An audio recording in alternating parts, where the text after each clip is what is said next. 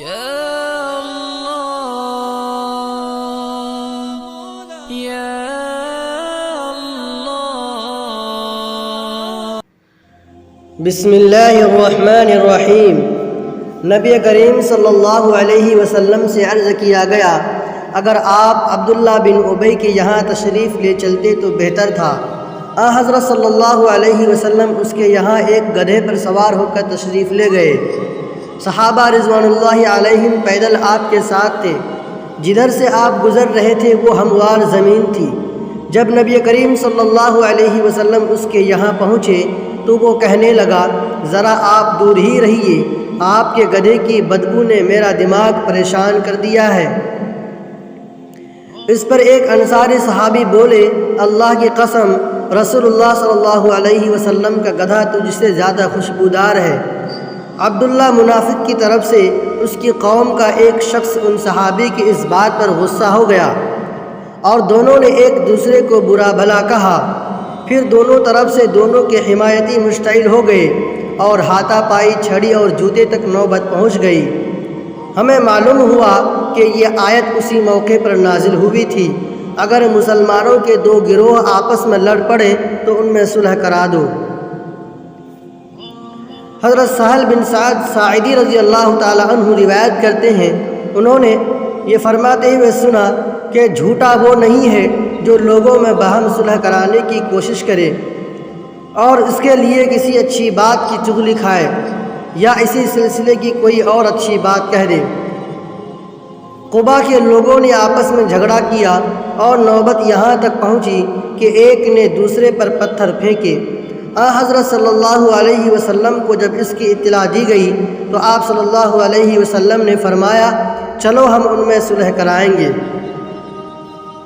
اللہ تعالیٰ کے اس فرمان کی تفسیر میں فرمایا اگر کوئی عورت اپنے شوہر کی طرف سے بے توجہی دیکھے تو اس سے مراد ایسا شوہر ہے جو اپنی بیوی میں ایسی چیزیں پائے جو اسے پسند نہ ہو، عمر کی زیادتی وغیرہ، اور اس لیے اسے اپنے سے جدا کرنا چاہتا ہو اور عورت کہے کہ مجھے جدا نہ کرو، نفقہ وغیرہ جس طرح تم چاہو دیتے رہنا، تو انہوں نے فرمایا کہ اگر دونوں اس پر راضی ہو جائیں تو کوئی حرج نہیں ہے۔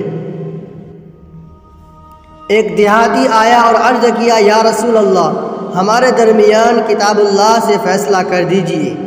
دوسرے فریق نے بھی یہی کہا کہ اس نے سچ کہا ہے، آپ ہمارا فیصلہ کتاب اللہ کے مطابق کر دیں۔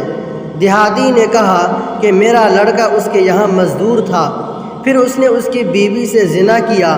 قوم نے کہا تمہارے لڑکے کو رجم کیا جائے گا، لیکن میں نے اپنے لڑکے کے اس جرم کے بدلے میں 100 بکریاں اور ایک باندی دے دی۔ پھر میں نے علم والوں سے پوچھا تو انہوں نے بتایا کہ اس کے سوا کوئی صورت نہیں کہ تمہارے لڑکے کو 100 کوڑے لگائے جائیں اور 1 سال کے لیے ملک بدر کر دیا جائے۔